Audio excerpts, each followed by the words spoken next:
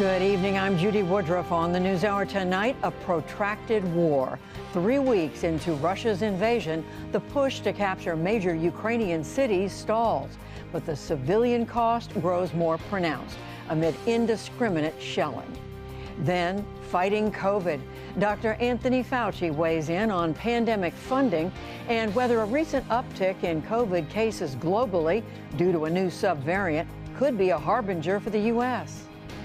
I would not be surprised if in the next few weeks we do see an uptick in cases. The really important issue is, will that be manifested in an increase in severe disease? And imperiled heritage. Museum officials scramble to save priceless artifacts as Russia's war in Ukraine damages cultural sites. All that and more on tonight's PBS NewsHour.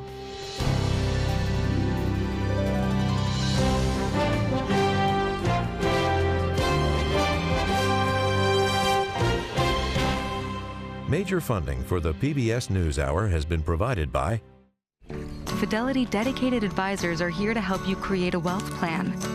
A plan with tax-sensitive investing strategies.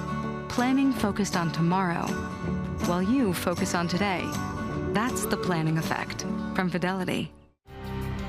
Consumer Cellular, BNSF Railway, BDO, Accountants and Advisors.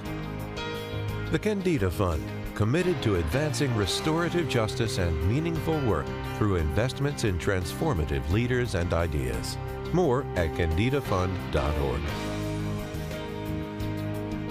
Carnegie Corporation of New York, supporting innovations in education, democratic engagement, and the advancement of international peace and security at Carnegie.org. And with the ongoing support of these individuals and institutions.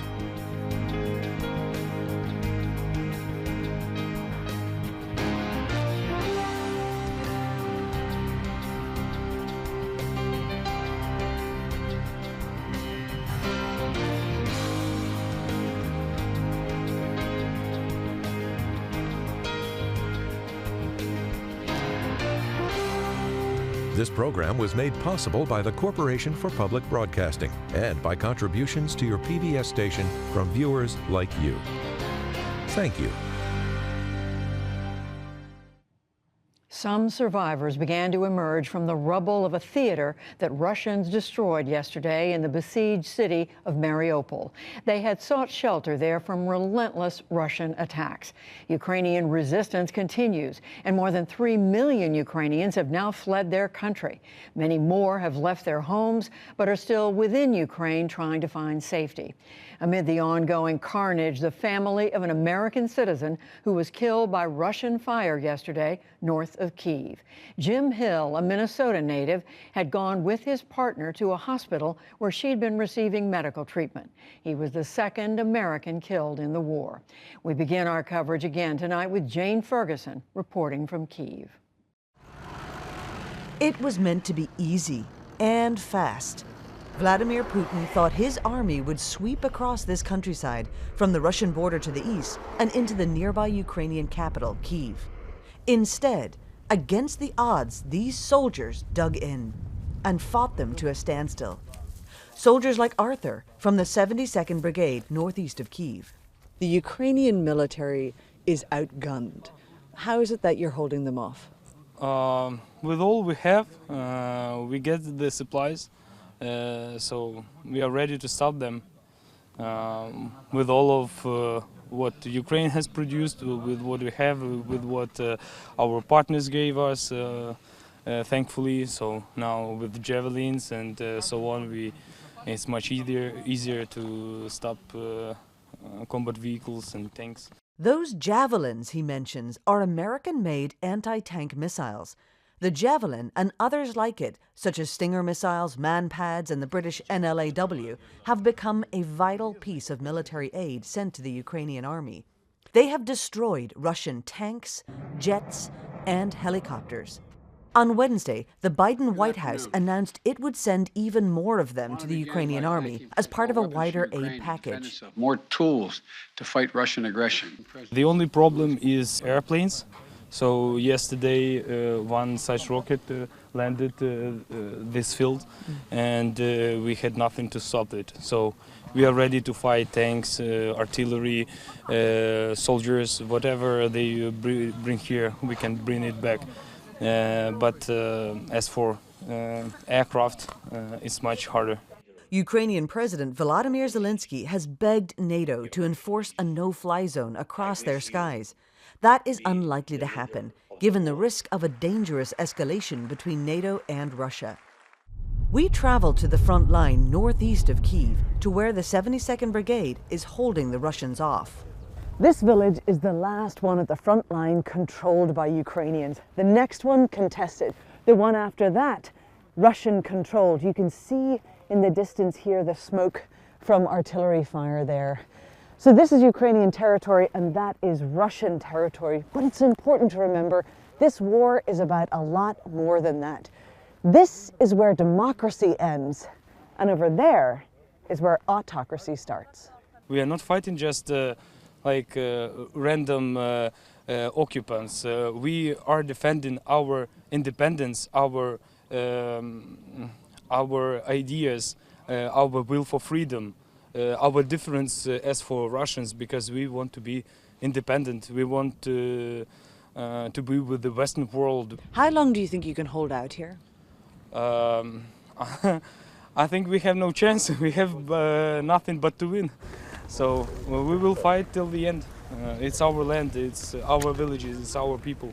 We can't leave it just to the enemy. So morale is pretty high here? Yeah, surely. We don't even have a thought that we can lose or whatever. We will win. It's like 100%. It depends on how soon it will be, because how soon means how much peaceful lives we will lose. Peaceful life has already been shattered. In a nearby house, an unexploded rocket lays in this front yard, just a few feet from a civilian home. All along the road from Kyiv, we saw local people, still here, but perilously close to the fighting. One family managed to somehow escape a nearby village controlled by Russians. Some of them badly injured, all shaken. There are no humanitarian corridors. Nobody can leave. There are lots of children and elderly people. Some of them are sick, but no one can leave. Across this country, civilians are targeted and trapped. For the fourth straight day, an apartment complex in the capital came under attack. Today, hit by the fragments of a Russian missile shot down by Ukrainian air defense, killing this man's mother. The survivors rush to escape. All they can take with them is whatever they can carry. This is a war. Russia attacked us, and we do not know what for. Ukraine said Russia held fire long enough today for 9 humanitarian corridors to evacuate civilians from areas under attack across the country, including from Mariupol. Women and children had been sheltering in the basement of this theater from Russian attacks. Yesterday, Russian bombs destroyed it. Authorities said today many were killed. Rescuers are still searching for people under the rubble. For those still stuck inside the city, many are without gas, water, and any way to communicate with loved ones outside. We are trying to survive somehow. It's just that I can't tell my mother that I'm alive. There's no connection, just nothing. It's cruel. My child is hungry. I don't know what to give him to eat. For the first time this week, some residents were able to leave using private convoys. This one arrived yesterday near the separatist-held city of Donetsk. U.S. military officials say Russian advances on all fronts remain largely stalled, but Russian soldiers control the areas in dark pink and encircle 5 cities. To stop their advance, Zelensky once again called for help. In a speech to the German parliament, he took aim at Berlin for reluctance to sever economic ties with Russia, borrowing from a famous Ronald Reagan speech given in 1987, just steps from that parliament. You are again behind the wall. It is not the Berlin one, but in the middle of Europe, between freedom and captivity. A former actor and U.S. President Ronald Reagan once said in Berlin, "Mr. Gorbachev, tear down this wall." And I say the same thing to you, dear Chancellor Scholz. Destroy this wall. For the PBS NewsHour, I'm Jane Ferguson in Kyiv, Ukraine. And Jane, thank you very much for your reporting. That and the NewsHour's coverage of Ukraine is supported in partnership with the Pulitzer Center. And to examine that military, that is that American and NATO military assistance that Jane was discussing with the soldier outside of Kyiv, we turn now to Nick Schifrin, who has returned to the U.S. after spending weeks in Ukraine. Judy, NATO and the U.S. have provided Ukraine with hundreds of millions of dollars worth of weapons just in the last few weeks. As you just heard, Ukrainian soldiers credit the aid in helping them resist a much larger Russian army. How have they done that? And will the additional assistance President Biden announced yesterday change things on the ground? To discuss that, we turn again to retired Lieutenant General Doug Lute, who had a 35-year career in the Army, served on the National Security Council staff in the George W. Bush and Obama administrations, and was President Obama's ambassador to NATO. Doug Lute, welcome back to the program. President Biden's announcement yesterday was the largest single military infusion to Ukraine since the war began. For the first time, it includes these kamikaze drones that have a 6-mile range and can explode on impact. And it includes 1,000 anti-tank javelins that you can see here. Ukrainian soldiers have used so effectively right there to pick off Russian tanks that have bunched up on roads. What's the impact of this new package? Well, Nick, first of all, the $800 million, which was just approved, of course, totals out over the last year, brings that total to $2 billion worth of U.S. military assistance. And of course, that $2 billion U.S. is on top of the contributions of some 30 countries total. So just by way of quantity, yesterday's announcement was an important step, but very much continues in the pattern of the last year. The quality difference, though, is significant. So first of all, these, for the first time, armed drones, which essentially extend and double the range of the Javelin. So from about 1 or 2 miles out for the Javelin and up to 6 for the armed drones. That's significant. However, those drones were only provided, there are only about 100 of those. So I'd like to see many more of those going forward. One thing that Ukraine has talked about, of course, is air defense.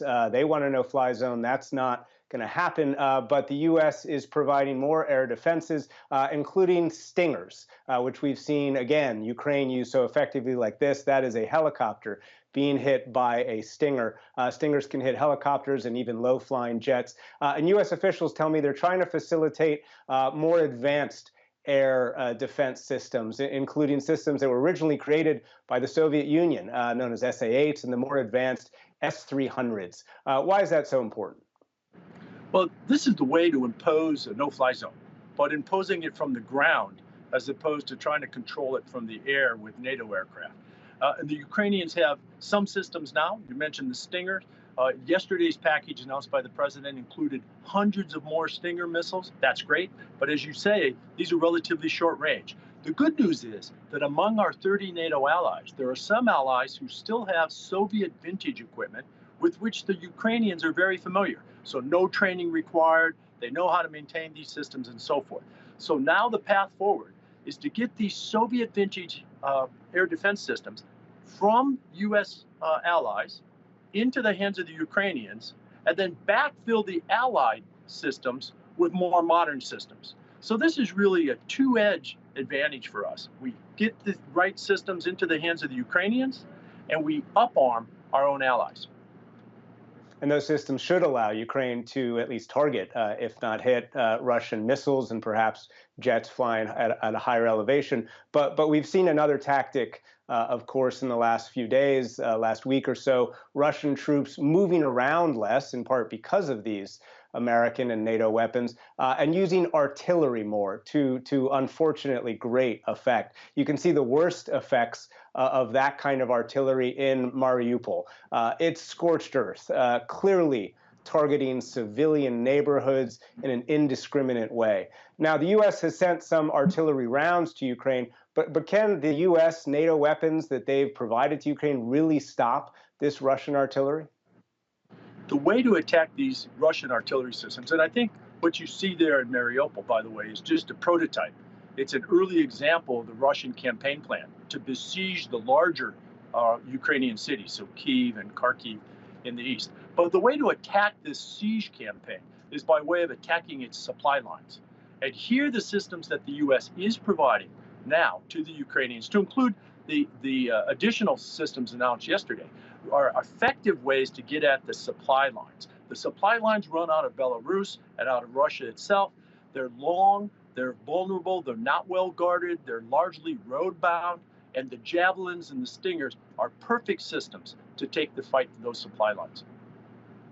Zooming out, we were speaking to you earlier today, and you told us that these weapons, while exacting a higher cost on the Russians, will not be decisive. Explain that. Yeah, I'm afraid we're actually headed towards a stalemate, with the Russians having a lot of firepower and the Ukrainians, enabled by us with the kind of systems that the president announced yesterday, these systems are not going to prove a decisive edge for our Ukrainian partners. You know, at the end of the day, Nick, even in a prolonged stalemate, typically willpower on behalf of the Ukrainians will probably defeat, in my view, the firepower of the Russians. And that, I think, unfortunately, in this prolonged, brutal conflict that lays ahead, will be the equation. And Doug, I've only got about 40 seconds left, so quickly, is there a risk of escalation, do you think, as the U.S., as NATO provides more weapons? Of course. I mean, one of the tactics that we haven't seen the Russians use yet is to try to interdict NATO supply lines. And of course, those supply lines begin in NATO countries themselves along the western border with Ukraine.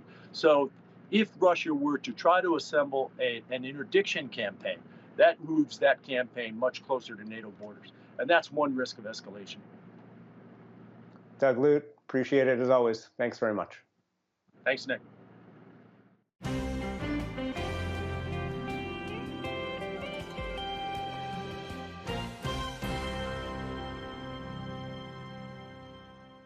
In the day's other news, the U.S. House of Representatives voted overwhelmingly today to suspend normal trade relations with Russia and with Belarus over the war in Ukraine.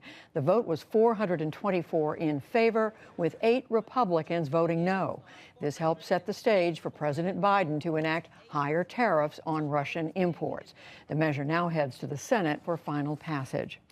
Former California governor and actor Arnold Schwarzenegger posted a passionate 9-minute video online today demanding Russian President Putin stop the war in Ukraine. He also told the Russian people that they are being fed misinformation and warned them of the reality of Putin's actions. It is a humanitarian crisis. Because of its brutality, Russia is now isolated from the Society of Nations. You're also not being told the truth about the consequences of this war on Russia itself. I regret to tell you that thousands of Russian soldiers that have been killed. Schwarzenegger, who was born in Austria, said that his father had a similar traumatic experience as a soldier with the Nazi army during World War II. On Wall Street, stocks rallied for a third straight day, even as oil prices jumped back above $100 a barrel. The Dow Jones Industrial Average climbed 417 points to close at 34,481. The Nasdaq rose 178 points, and the S&P 500 added 54. The number of Americans who file for unemployment benefits hit a fresh low for the year, more evidence of a strong rebound in the U.S. job market. The Labor Department reported that new jobless claims fell last week to 214,000. That is down 15,000 from the previous week. And just over 1.4 million Americans were collecting unemployment benefits in early March. That is a 50-year low. White House COVID-19 response coordinator Jeffrey Zients will be stepping down next month after guiding the country through mass vaccinations and multiple variants.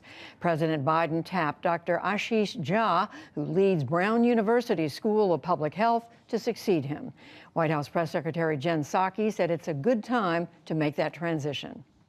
right now we're at a point in the process where we have all of the tools and we know the operational systems that are needed. And so right now it's the appropriate time, and Jeff, of course, made this decision on his own. He extended a couple of times to stay longer through some ups and downs in the pandemic.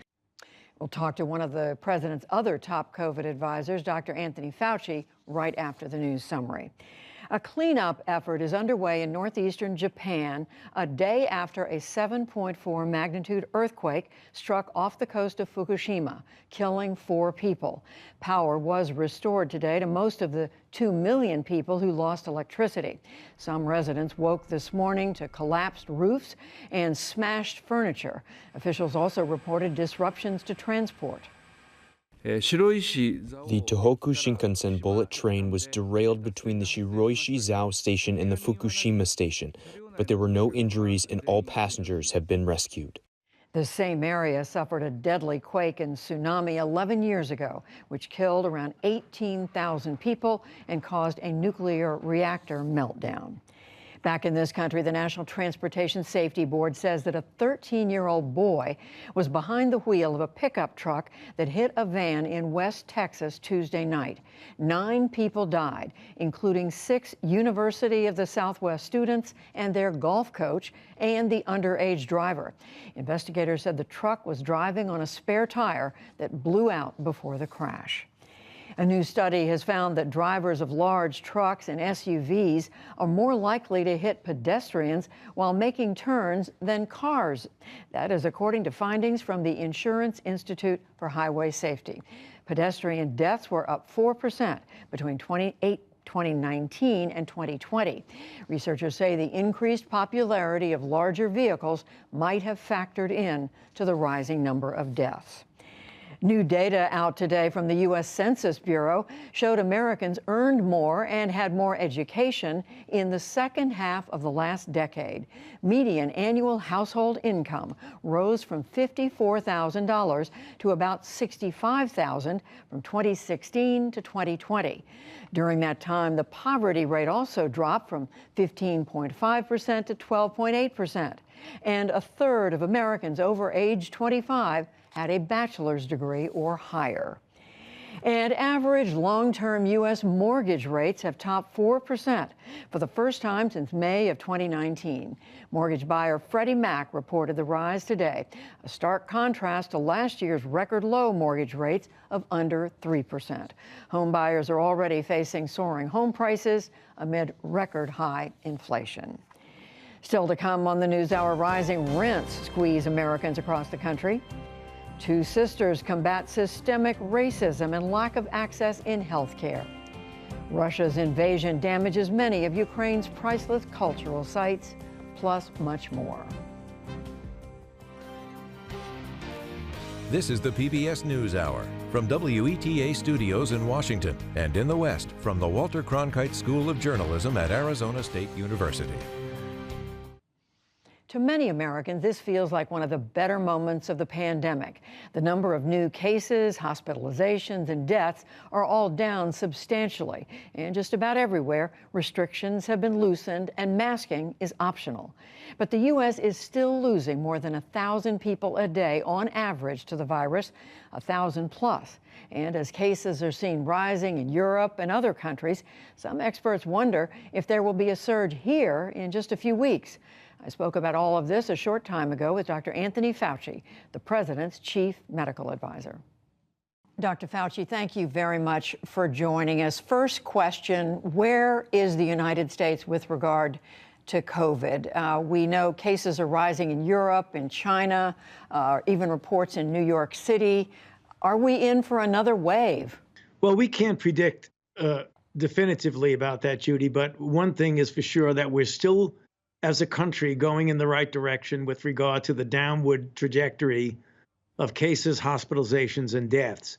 The caveat about that is that we generally follow the European Union, but particularly the UK, by a few weeks, usually 3 or so weeks. And if you look at what's going on, for example, in the UK, when you combine the increased transmissibility of the BA2, which is a sublineage variant of the original Omicron, together with the relaxation of some of the restrictions like mask wearing and indoor concern about making sure people are vaccinated, and then you talk about the waning of immunity, they're starting to see an increase in cases and to some extent an increase in hospitalization, even though they are not seeing an increase necessarily in severity of disease. So I would not be surprised, Judy, if in the next few weeks we do see an uptick in cases. The really important issue is that will that be manifested in an increase in severe disease that would lead to hospitalization? Because you can expect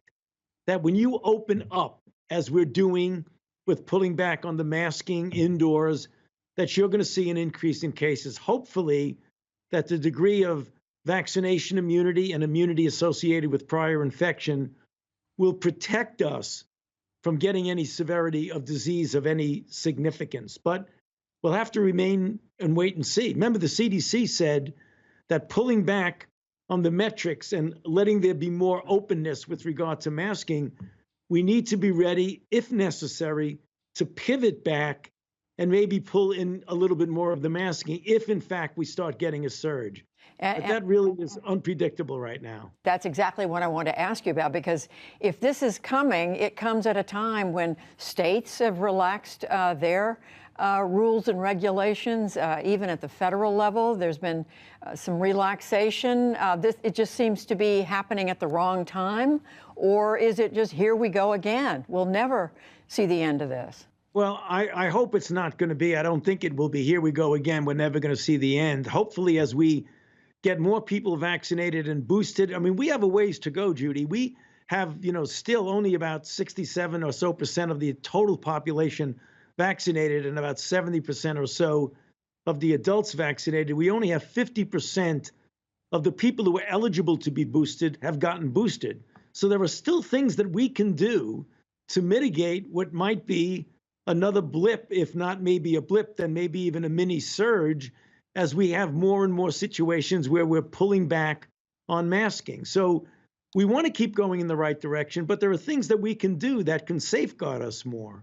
But the warnings or the admonitions to people to go get vaccinated, get boosted, we don't seem to be hearing that as much as we were. Is this a time to start sending those messages out aggressively again? I believe so, Judy. I know that we've been talking about this for a long time, but if we want to continue this, as I call it, tiptoeing back to normality, we want to make sure that we do everything within our power to prevent the kinds of things that will set us back. I think psychologically, the country is just not ready to get set back again. But there are things that we can do to prevent that. And that's the reason why we continue to stress the importance of vaccination and boosting when you are vaccinated. Just quickly, two other things on this. Is there something different, or what is different about the BA.2 variant that people should be aware of? How different is it from Omicron? It has one very important difference and then a lot of similarities with the standard Omicron. The difference is that it has a slight to moderate transmission advantage. Namely, it is more transmissible.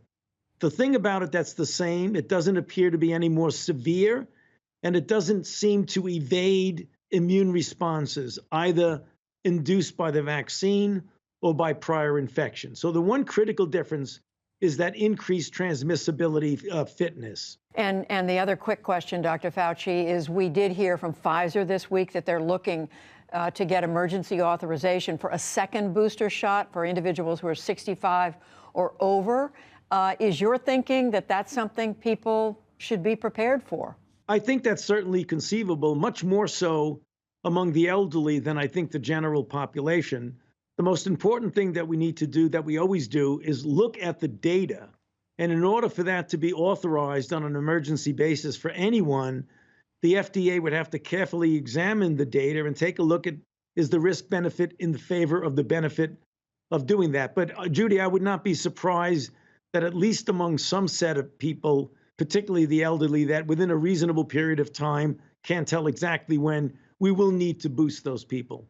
Dr. Fauci, I want to turn you now to this debate underway that's just come up in recent days about funding for COVID. The White House, as you know, was asking for 30 billion. It's now, I think, 22 billion. It had to come out of the big government spending bill.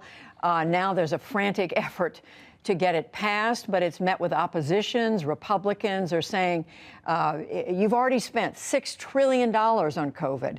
They're saying this to the administration, or that the government has. Why do you need another 22 billion? What do you say to that? Well, we do need it, Judy. I mean, the money that has been allocated has been well spent, and we've had a lot of very important successes with that resources with regard to the vaccinations, the drugs, the tests, all the things that have actually worked well.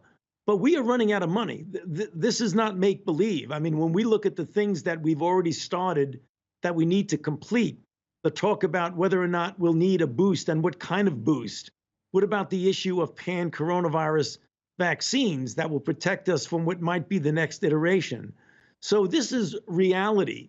We are running out of money. And if we don't get money reasonably soon, there are things that we were hoping we would continue that we're going to have to stop. And there are things that we were hopefully able to initiate that will not be able to initiate. That's a big concern. Well, what we're hearing from Republicans, and you know this very well, Dr. Fauci, they're saying, wait a minute, we don't know where all that $6 trillion has gone. We'd like some accounting for that. We know some of it was diverted. Some of it may not be spent.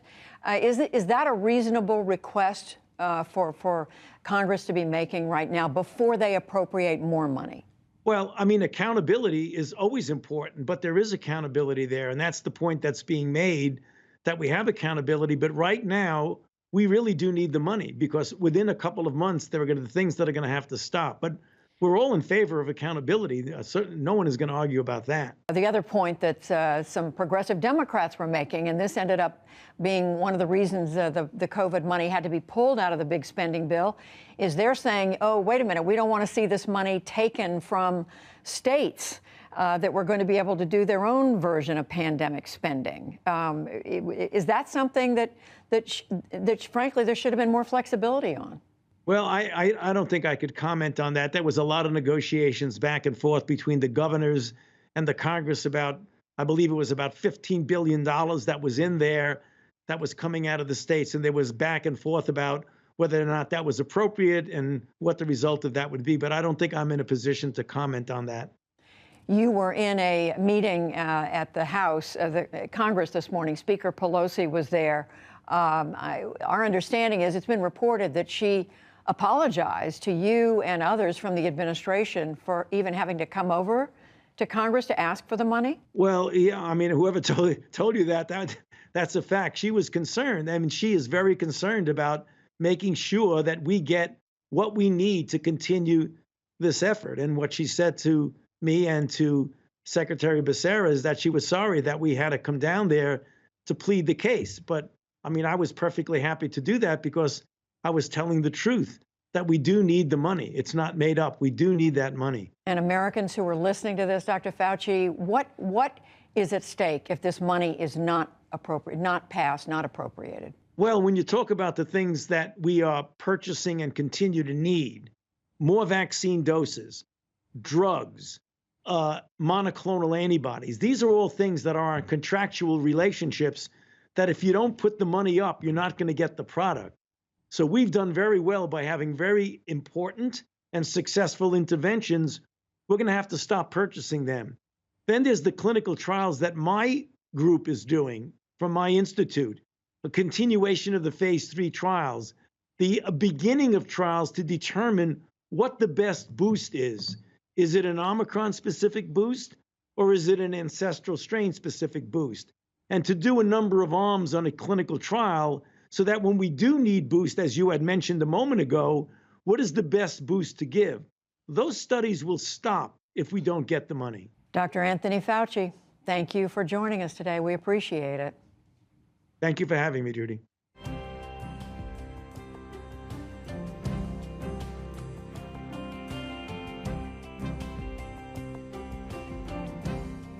We've talked about inflation quite a bit lately and how it is at a 40-year high. What many people may not realize is that rising rents are a part of that calculation. In many places around the country, rents have been climbing for months, far above the lows of the pandemic. And it's not only happening in the largest cities. Our community correspondents in New Orleans, Fresno, California, and St. Louis filed a series of reports on how rent increases are hitting now. I'm Robbie Chavez in New Orleans, where 50% of residents in the city are renters. During the last 6 months, the city has experienced the second fastest rent growth in the country, only behind Miami. Since 2000, rents here have risen 49%, but incomes have dropped by 8%. After the economic blows from the pandemic and back-to-back hurricanes in southeast Louisiana, the latest surge in rental costs is putting the squeeze on people looking for an affordable place to live. The city says there are already 20,000 families on the wait list for subsidized public housing, and no more applications are being taken because there just isn't enough supply. After 6 years, Stephanie Guffey is packing up her home. In the last year, her rent has tripled from $600 to $1,800. The latest increase is forcing her to move out and put all of her belongings in storage. Even after working 6 days a week, she still can't find an affordable place to live. Her future is uncertain. The one thing I know is that I can't stay here. It's humbling because, you get in a situation that you didn't think you'd ever be in before as a grown adult and college graduate, and you just don't think that that's something that's ever going to happen to you. Even before the pandemic, evictions in New Orleans were at a crisis level. The rate of evictions here is twice the national average. In February, evictions were 23% higher than pre-pandemic levels. So what's causing the latest surge in housing insecurity? Rental advocates say landlords are having to pay higher prices for flood and property insurance. On top of that, they are still paying for renovation costs from Hurricane Ida. Not to mention, landlords have to recoup losses from COVID. All of these are factors leading to higher rents. The latest rent boom in New Orleans is happening faster than ever in a very tight market, and at a time when pandemic rental protections have all but dried up. I'm Crescencio Rodriguez Delgado in Fresno County, where many families are earning too little to afford the rising cost of housing. An estimate by the website Rent Cafe puts the average rent for a 900 square foot apartment in the city of Fresno at $1,400. It's a 16% increase from 2020. For half of the renters in Fresno County, 30% of their income goes to paying rent, a threshold that determines rent burden. And stagnant wages across the region have made this worse. 1/3 of households in the San Joaquin Valley are not making a living wage.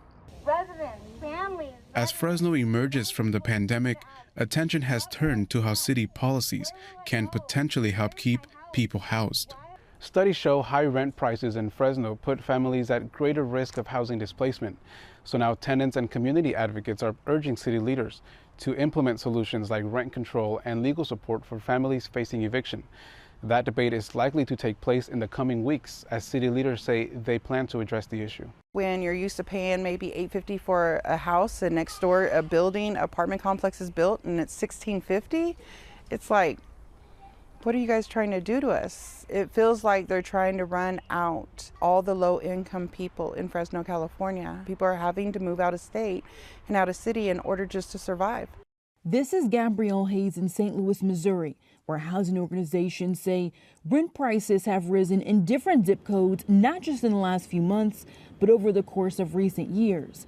Data shows the average apartment rent in St. Louis before the pandemic was around $1,050. As of February, that number sits at a little over $1,200. More recent numbers show the price of a studio, a 2-bedroom, and a 4-bedroom all increased, while 3-bedrooms saw their biggest spike last summer. Then when you add lack of affordable housing or the wide-reaching effects of gentrification, a more complex picture forms not only for renters, but those who aspire to rent too. Last November, the city's affordable housing report card showed St. Louis got an F in affordable housing for Black households, renters, and people with the lowest incomes. Tenant-led housing groups say when you then add a global pandemic and inflation, People are struggling to not only rent, but to earn enough to qualify to rent in the first place. If we're looking at the average person in St. Louis right now, they're not making $15 an hour, you know, and then you thinking, okay, now your rent's increased, food went up, your gas, you can't keep stretching your dollar. Though a renter would need to make $16.66 to afford to rent a 2-bedroom in 2021, Missouri's minimum wage remains at $11.15 an hour, something Buchanan says makes life harder for families. That was the NewsHour's Gabrielle Hayes in St. Louis, Cress Delgado in Fresno, and Robbie Chavez in New Orleans. We're going to be continuing to cover the problems around housing prices in the weeks and the months to come.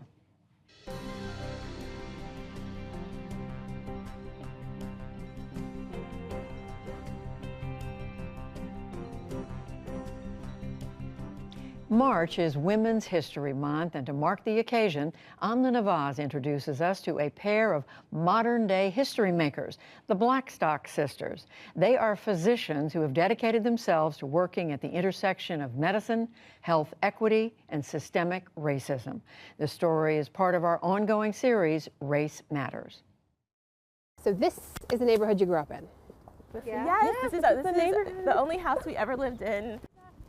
For Uche and Oni Blackstock, this is where it all began. We have so many memories from here with our family. Good memories. Yeah. Their family home in Brooklyn, New York.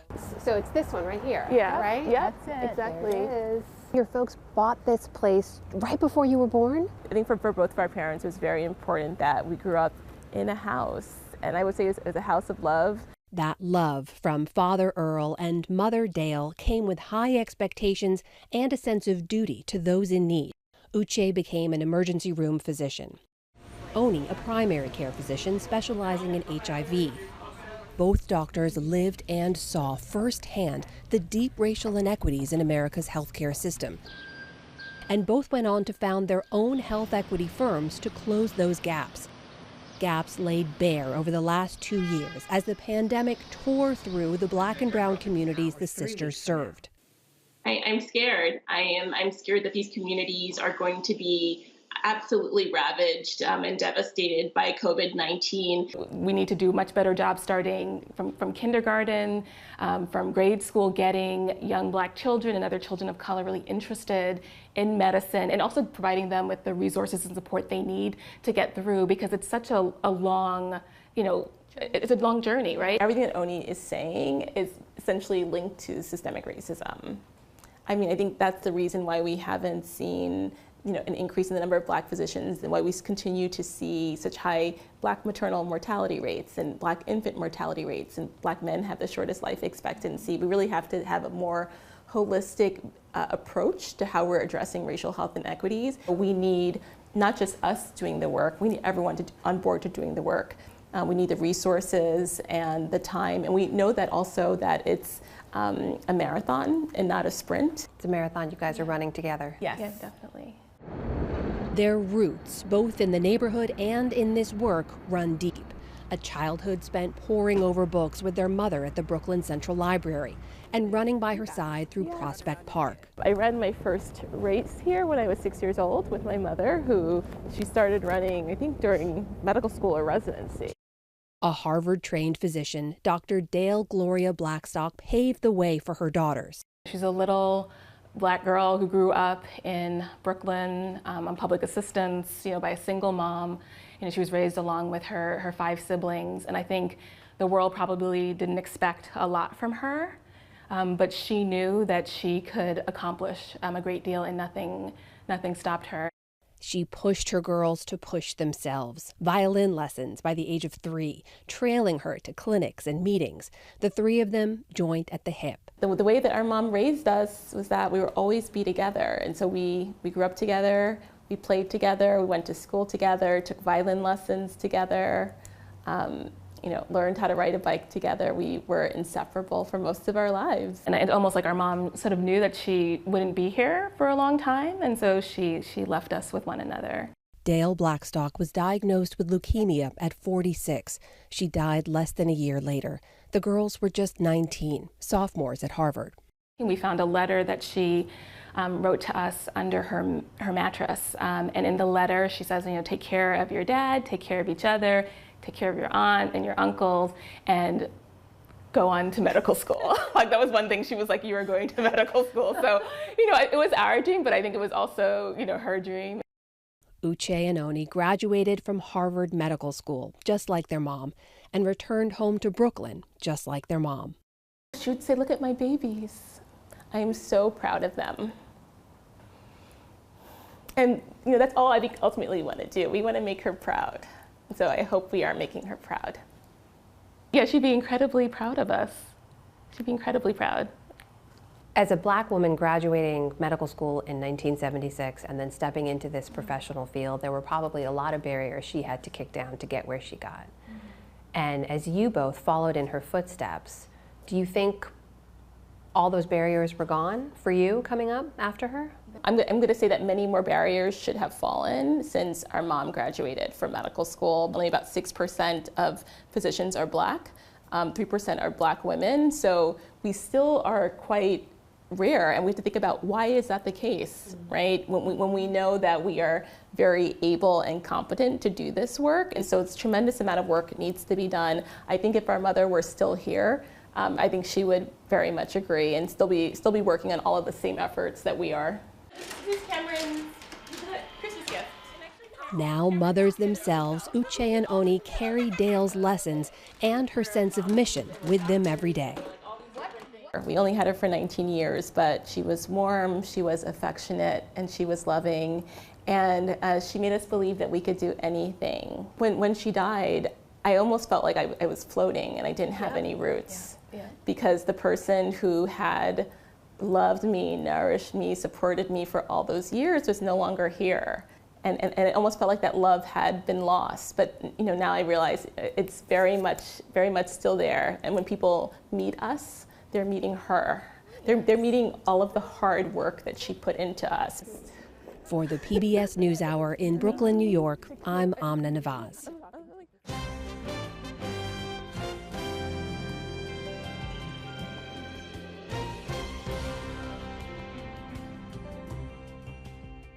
The drama theater in the Ukrainian city of Mariupol that was reduced to rubble when it was bombed by Russian forces yesterday is just one example of the damage the war is doing to that country's important cultural sites. Besides the terrible human toll, memorials, museums, and churches, places that speak to Ukraine's very identity, are all also under threat from Russia's invasion. Jeffrey Brown reports for our Arts and Culture series, Canvas. A strike near the Babin Yar Memorial commemorating a mass murder of Jews by Germans during World War II.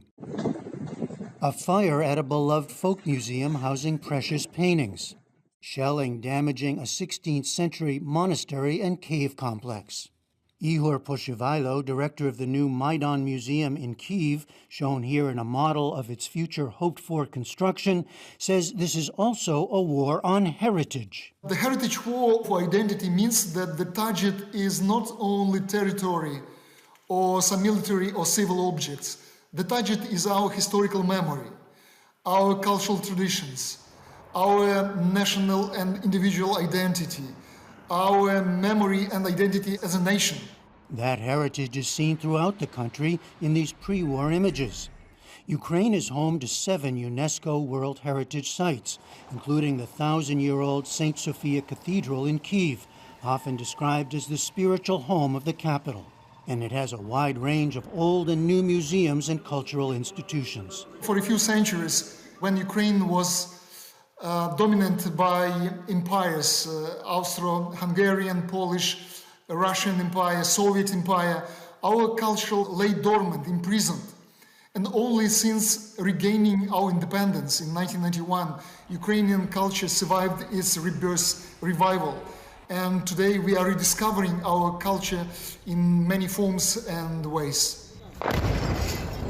Now there's devastation in Kharkiv Central Square, with its architecturally and culturally important buildings, including an opera house. And in Lviv's historic center, itself a UNESCO heritage site, monuments and sculptures are protected with sandbags. Museum collections packed and stored as much as possible. Ihor Poshivailo was able to move part of his museum's collection to an undisclosed location. He's now in Lviv, where he's helped form a cultural protection coalition to help institutions around the country. This aid has different forms depending upon the situation there. For example, our colleagues need some pocket money, or they need for food, for water, or they need some equipment, for example, generators for light, some packaging materials to prepare their collections for evacuation or for keeping them in safer locations, in safer storages. International organizations, including the Smithsonian Institution, are also involved. Corey Wagner heads the Smithsonian's Cultural Rescue Initiative. This really is sort of the worst case scenario. Your country is invaded and your heritage is there for the taking, and for, you know, that damage that's caused by the giant kind of munitions that we're seeing being used here. Wagner, an art historian and former Army Reserve officer, has worked on cultural preservation efforts in conflict zones like Iraq and Syria, as well as natural disasters such as Haiti's 2010 earthquake. People are more important, obviously, but culture should come quickly thereafter because it's the type of resource that you can't replace. What is your main focus right now? So far, we're focused on technical advice about packing and crating, about best practices for evacuation of archival materials, for example. We're trying to work more on logistics of getting materials to Ukraine as best we can through channels in Europe. And then finally, our later focus will be on this issue of documenting damage and helping colleagues do that in a way that they can be used for future evidence for accountability. The immediate emergency and later accountability.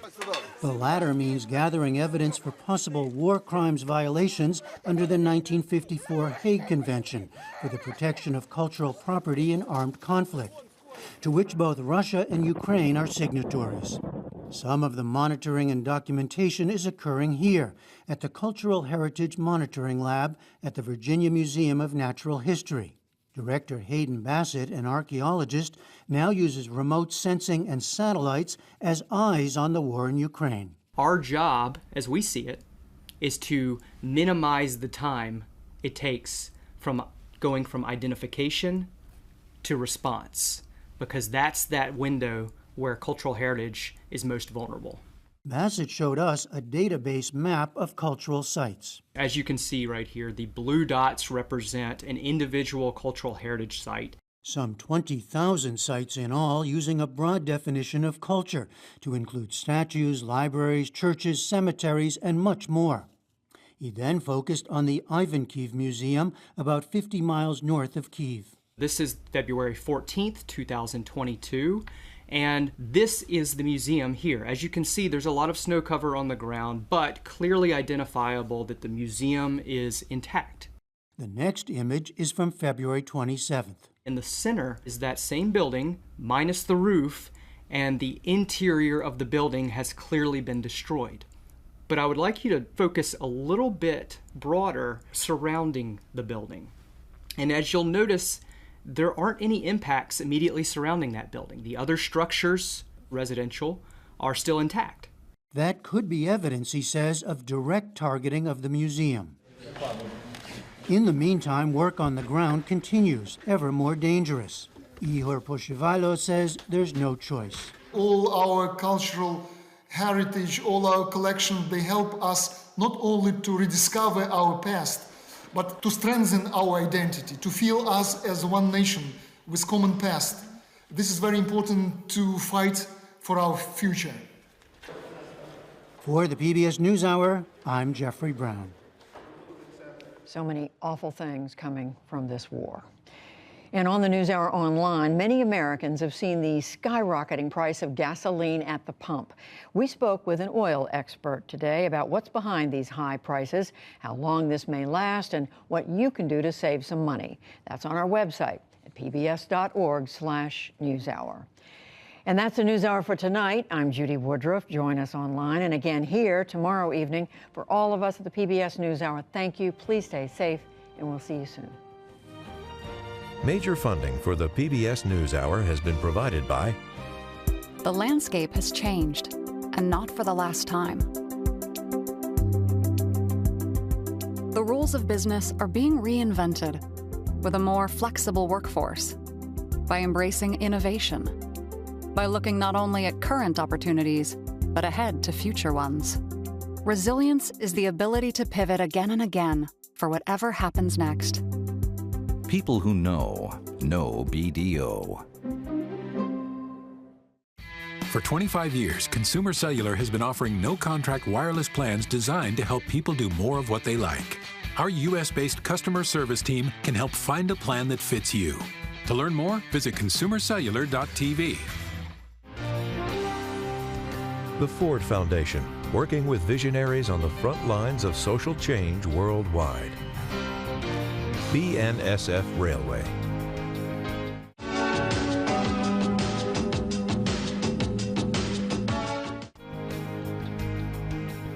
And with the ongoing support of these institutions.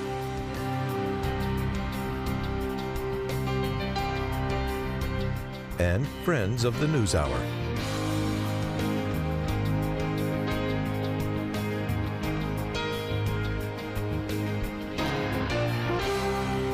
This program was made possible by the Corporation for Public Broadcasting and by contributions to your PBS station from viewers like you. Thank you.